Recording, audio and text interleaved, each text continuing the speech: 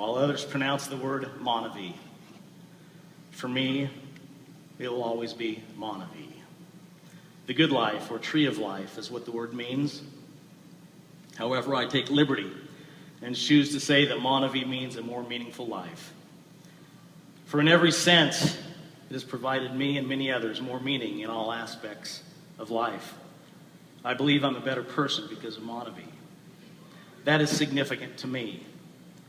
Can any of us desire anything more than to be involved in a community that can positively impact every area of our lives? MonaVie is a blessing. I can't think of MonaVie without thinking of my partners, Randy and Henry.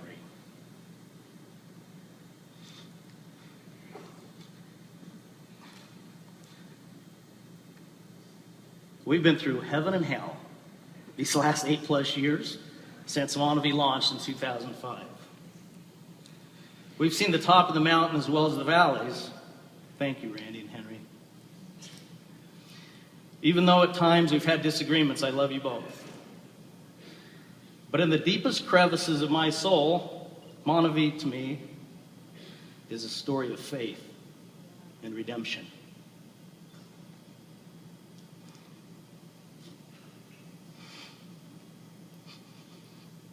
For me personally, it's a love story between me and Carrie and our God. Today I choose to be very personal with you and hope you will accept my words in the spirit intended. I share out of love and an obligation, and for no other reason. Our story started in 2003 when we said, I do, on a snowy April day in Salt Lake City. From 1997 until 2003, I was discouraged and depressed. I didn't realize how depressed I really was during those years until I look back now with perspective. I had helped build a successful company in the 1990s, while at the same time losing my marriage. I was climbing the ladder of what I thought was success, but I failed at the most important thing, being a husband. MonaVie is a story of redemption for me, because God gave me a second chance and showed me that if He could love a soul so rebellious and proud as mine and bring me to my knees, He is indeed a God of miracles. And He hasn't stopped conversing with His children even today.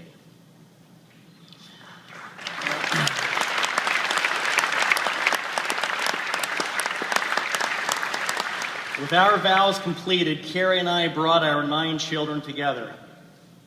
It was our very own his and hers family, and with the addition of Boo and Dane, it became a his and hers and ours. With 11 children and 3 grandchildren and another on the way, our family continues to grow. A few months after we got married, the reality of trying to provide for all these children began causing me great anxiety.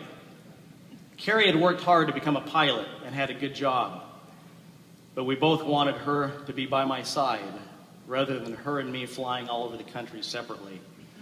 So she resigned her position and, as she states, became right seat to me rather than right seat in the aircraft. Within a year of marriage, I had depleted my savings. We were 30 days away from being completely and financially bankrupt. I'd promised her the sun and the moon and the stars, and she must have started wondering if I meant the bills and the stress and the concerns instead.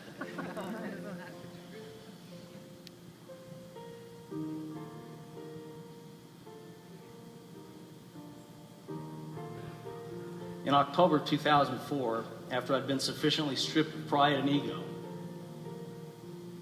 I finally fell to my knees with Carrie, and together we prayed more earnestly than we'd ever prayed in our lives. The prayer went something like this: Dear God, you brought us together. We need your help. We have 8 living children to feed, and we are weeks away from being completely out of money.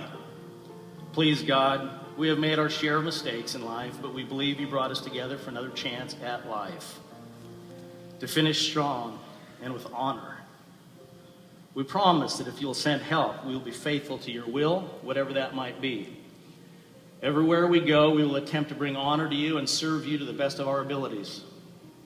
In this prayer, I made some additional promises to God and to Carrie. I promised that we would always give back. In doing so, I asked that God send His best to us, to surround our lives with exceptional people. I wanted Carrie to be around only the best.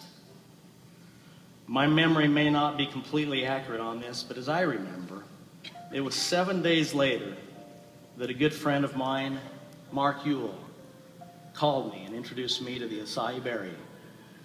The number 7 is significant because biblically is the perfect number, and in this case, the timing of his call and what transpired in the next 3 months couldn't have been more perfectly orchestrated. Roughly 90 days later, on January 5th of 2005, MonaVie was born. At our very first meeting, like we will do during this convention, we raised money for those who were less fortunate. We did so because I'd promised we would always give back, and also it was in our hearts to do so. And that goes for me, Carrie, Randy, Henry, and the MonaVie family. At that meeting, I stood and talked about how as founder of MonaVie, my wife and I, and the company would espouse the values of putting God number one in our lives, our families second, and our business of MonaVie third. We've always attempted to do so. As I look back over these last 9 years, as founders, employees, and distributors, we've collectively donated millions of dollars to the MORE Project to help those who are less fortunate. Sergio and the MORE Project was another tender mercy from God, and we've attempted to follow what we felt we were called to do. Every time we visit Brazil, both my heart and Carrie's heart breaks as we meet many of these children. We've been deeply moved as we've walked the favelas, as have those of you who have participated in the MORE Project excursions. We've wept as several of our MORE Project kids have passed away over the years because of violence. When Pastor Wendell's son was killed, it affected Carrie and I deeply, as it probably affected you. Yet just as the man on the beach throwing starfish into the sea, we forge ahead, helping one person at a time. Are we making a difference? I believe we are, and more importantly to me, I believe we are honoring God. For he has said, inasmuch as ye have done it unto one of the least of these, ye have done it unto me. Through MonaVie, I've learned to love deeper than I've ever loved. Carrie and I have been blessed to love so many who are no longer with us. I will never forget the trip to St. Jude's Hospital to visit with Lily, along with the Calbs and the Roushes. If there were others with us, I apologize. I'm desperately waiting for a memory product to come out. After all, I am 54, as Mauricio aptly stated. Lily has since gone back home, where she is no longer plagued with disease and death. A few months ago, we were blessed to fly with Katie to Arizona, as Henry had a few weeks earlier, to visit with Ruth Van Buren, who has likewise gone back home. These precious souls and so many others that we've met through the years have turned the tables on us, as in the end, we were the ones who were blessed as we spent time with them. We've learned that it's so true that you love deepest those you serve. We are so grateful for all the choice experiences we've had along this journey. And we are so grateful to hear the stories of how you've reached out and helped others who have heavy hearts.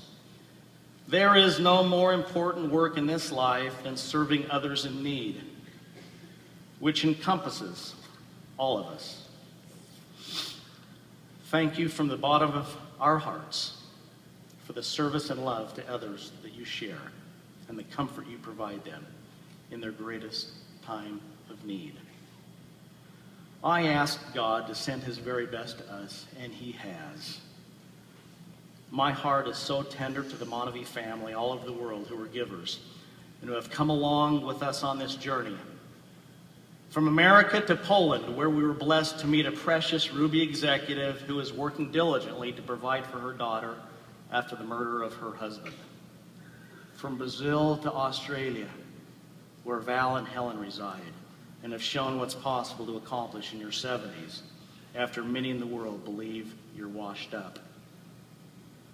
From Malaysia to Korea to Japan, where we were crushed with love and admiration on that day when we traveled to Sendai, where we were blessed to serve meals with our Japanese leadership to hundreds who were left homeless after the tsunami just days earlier. These and many more similar experiences caused me to declare that God has done what I asked him to do. He has indeed sent me and Carrie his best.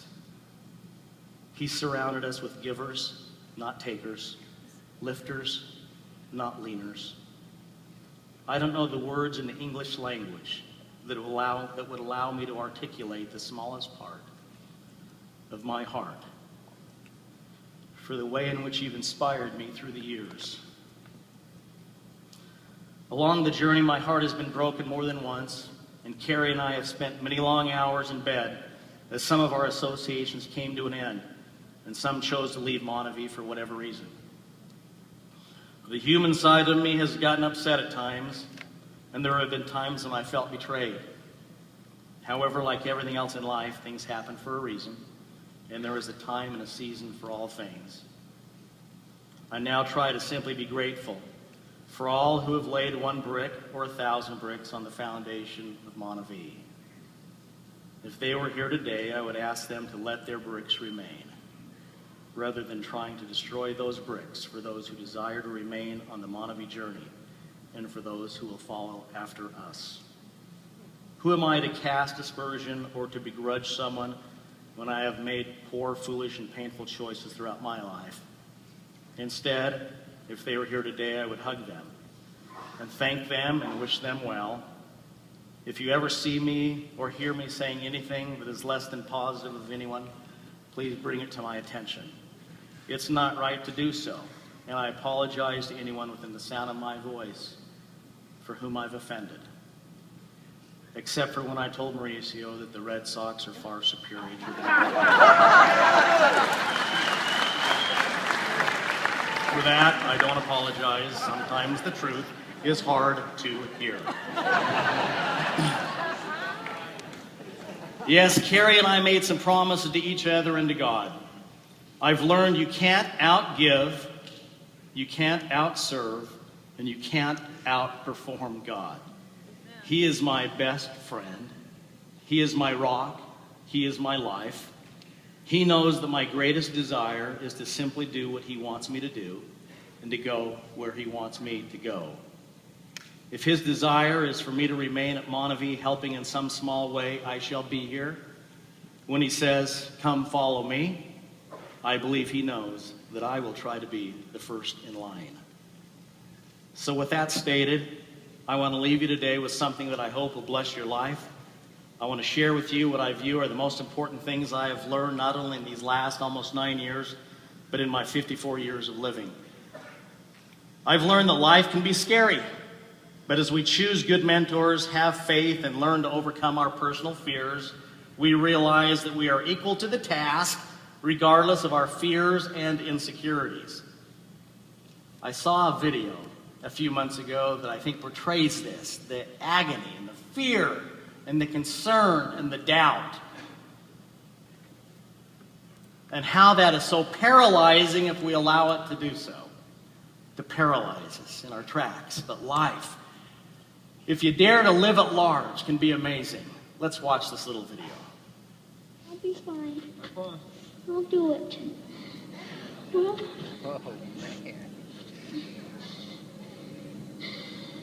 here goes something, I guess. Oh, okay, you can do this. I'm gonna jump. You got it. Whoa, my ski's slipping off. Just remember, never snowplow, okay? No snow plows. Keep it straight, you'll be fine. Okay. You can go to 20. Straight. Do you go faster on the in run? Little bit. A little bit? Yeah. Is it any steeper, do you think? Not much? Same steepness, it's just longer. Well, just longer. Just longer. It's just a bigger 20, that's all. Yep. Have It's a fun. bigger 20. I got it.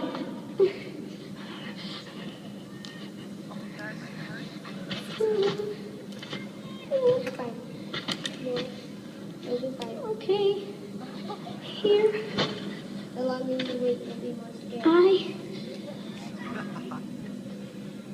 go.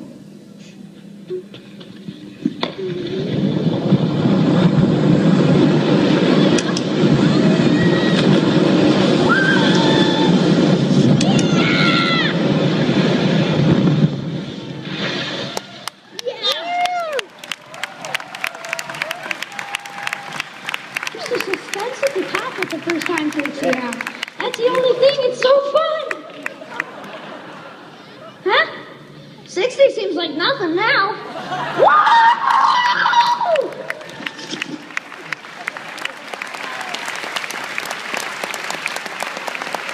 At the end of our lives, we don't want to still be standing on top of the ski hill, jump frozen because of fear. We want to look back and say, woo! We did it. I did it. I overcame through faith, and I lived life to the fullest. Perhaps most importantly in my life, I'm really trying to no longer make it about me. I tried to go from living on me planet, as Brian Regan would call it, to living on his planet instead. I've learned that all things in life are easier and better, not that they'll ever be perfect, and not that I won't continue to make tons of mistakes, but things go better for me when I surrender myself. I've learned to ask God to be near me. I speak to him as a friend speaks to a friend. And I speak to him throughout the day. I've learned to go to him with specific requests rather than general things. I've asked him for things in return. I've told him what I was willing to do on my end. I view my life as not only a gift from God, but a partnership with God. I've learned that as I quiet the noise of life, I can better feel him moving in my life. Be aware of the noise in your lives. Be intimately aware of how you are spending your precious time. And do all in your power to remove the noise from your life and attempt to go from doing good things to doing the most important things.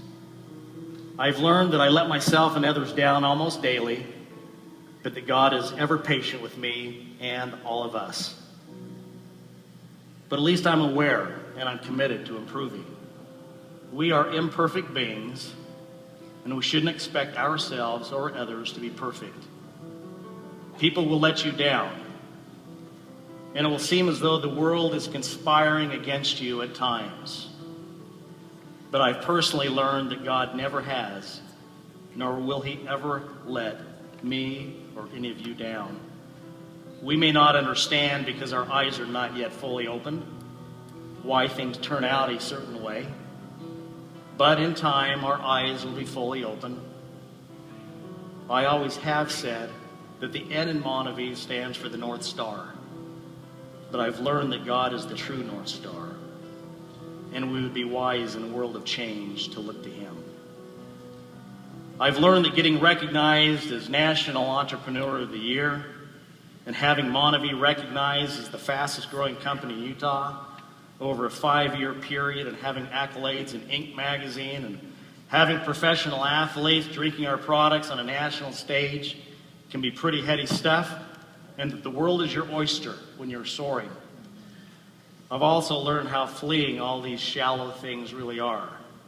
Conversely, I've learned that when the inevitable winds of change occur and you face a headwind, many so-called friends, or many who promised they would never leave your side, will in fact leave you.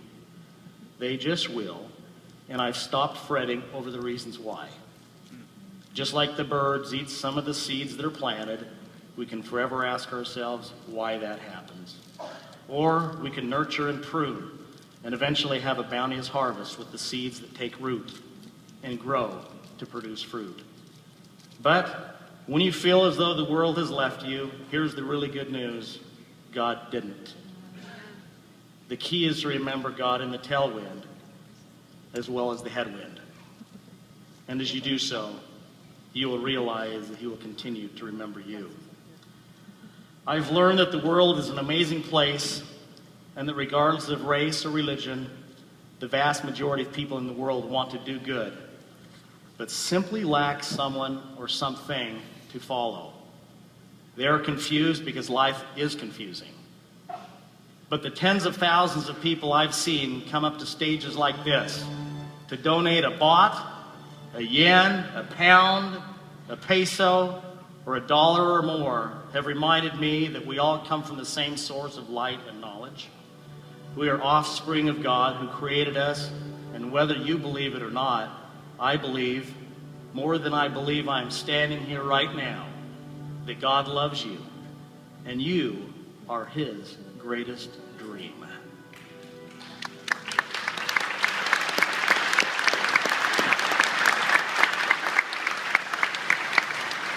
He misses you. He misses you, even more than you miss Him. He's aware of you, your struggles, and the challenges you face being separated from Him. His eye is constantly on you, even now. He has and will continue sending His very best to minister to you throughout your life until the time He calls you home. I've seen many of the amazing parts of the world, and in discovering these places, my heart has soared. With Carrie's, as our breath has been taken away looking out over the Swiss Alps, Iguazu Falls, the Cliffs of Moher, the glaciers in Alaska, Mars Hill in Athens, and so many other amazing places. And what's more, we've been able to experience these places with our children and many of you.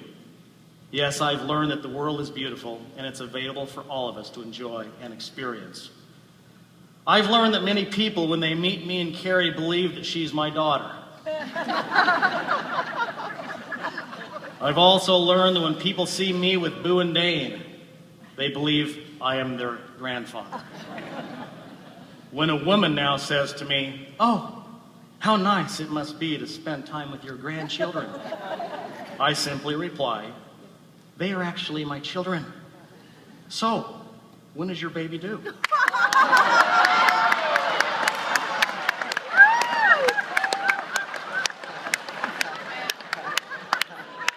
Then they clearly understand how piercing to the core words truly can be.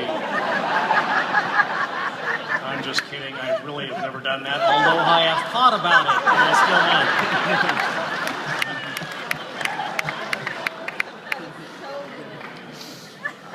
have. By the way, today is Dane's 8th birthday, and we said, "You want to come with us to the convention, or would you rather go to school?" And he said, "I want to go to school." He is his mother's son.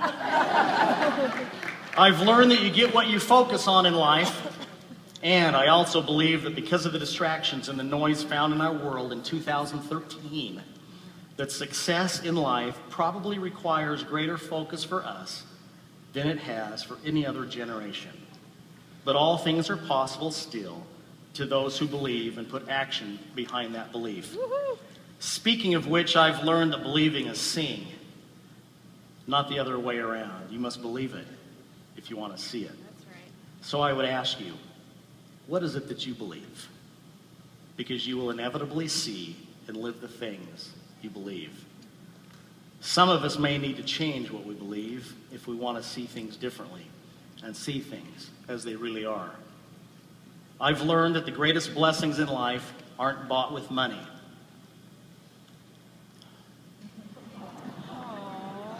Picking up my 5-month-old grandson this past Sunday and seeing him smile put a bigger smile on my face than receiving some award or buying something. What you see in this picture is joy. So the point here is to take the time to see the world through a child's eyes, and you will smile once again, and laugh once again, and love once again more deeply. And all this adds up to more joy. I've learned that this dash called life is like a dream and can be taken from us at any time. Hence, we should stop wasting our time on frivolous things like backbiting, petty jealousy, gossiping, and allowing our negative self-talk to hijack our minds and our precious time. Be conscious of your thoughts, and let's discipline ourselves to be kind to ourselves and to others. Tell those you love that you love them. You can't tell them that enough. Say sorry when you've done wrong. Ask for forgiveness from those you've offended, and attempt to right any wrong where possible. I've learned that there is an enormous difference between existing and living life is what I attempt to do. I've learned that, as the good book says, those who seek God early will find him. So I'm learning to get up earlier in the morning, to have some quiet solitude. This is when I read, write, ponder, and pray. In doing so, I hope to find him closer to me throughout my day, resulting in a more peaceful, meaningful day. Doing these things day after day will result in you experiencing more meaningful days, more meaningful weeks, months, and years. And all added up will result in you living a more meaningful life. I've learned that I'm happier when I'm laughing, loving, and serving, and that when I'm self-absorbed on living on me planet, as I previously stated, I'm irritable and unhappy. Therefore, I'm striving to laugh, love, and serve on a daily basis. I've learned that these last 10 plus years of marriage in some ways seem like 30 years because of how far we've traveled and how busy we've been. But I've learned that God blessed me with the just right woman. She is my biggest cheerleader. She's always believed in me. She's been my angel of healing. And I love her deeply, as I love our children. I'm so grateful for each of my children and each of my relationships. Finally, I've learned to trust in the Lord and lean not to my own understanding. I listen to understand his will for my life and to lead my family. He has a plan for me, and he has a plan for you. None of us will get clarity on what those plans are as long as we aren't putting him first, as long as we let the noise of the world leave no room in our lives for quiet contemplation, meditation, and prayer, and as long as we choose to not plant a seed of faith in our hearts that he can communicate with us and we with him. Finally, I will do all I can for as long as I can to support Mauricio, Katie, and MonaVie, but he also knows that I would give it all away if he asked it of me. I will leave the introduction of our new products and our promotions and trips to others. MonaVie is fun. These Jeeps look pretty neat. It's all good. But at the end of the day, it's never been about the fun, the trips, the cars, and even all about the product for me. It's always been about the people. And most importantly, it's been about Carrie and me doing what we said we would do, acting in faith, that he would help us when we most earnestly sought him on our knees in 2004. He has answered our prayers as he will answer your prayers and supplications if you but believe and follow through on your end of the agreement. We live in a time where communication tools make it easier to communicate than at any time in the earth's existence. Yet we are a civilization more alone than ever. The world needs MonaVie, or more importantly, or accurately stated, each one of us who is in the world has a need to reach out for community, for love, for acceptance and validation. Yes, I love MonaVie. Yes, a more meaningful life is a worthy aspiration. In loving and serving our families and others through MonaVie, we can indeed live a more meaningful life and help others live more meaningful lives. The good news is that MonaVie can help fill some of this void deep in our souls and help us live a more meaningful life by doing what I've outlined today. However, my fondest personal hope, belief, and prayer for me and for all of us is that when this dream called life comes to an end, whether it's today or 50 years from now, we can return to God with honor, leaving nothing undone. I believe at that moment we will realize how close he has always been. I said that MonaVie was a love story because it is. He never gave up on me. He has been with me as he has been with you. We will never completely fill the hole inside of our hearts while we are separated from him who breathed life into us. So today, I discharge once again the promise I made to him in 2004 that I will put him first and always speak of him. I have done so today. I love him with all my heart and pray that he accepts my words to you as I've asked for his help in delivering a message to you that would be meaningful and give hope for a brighter day. May God's choicest blessings be with you all. Let's continue this journey together to a more meaningful life, believing in the end that it will elevate us to a more meaningful place. I love you all.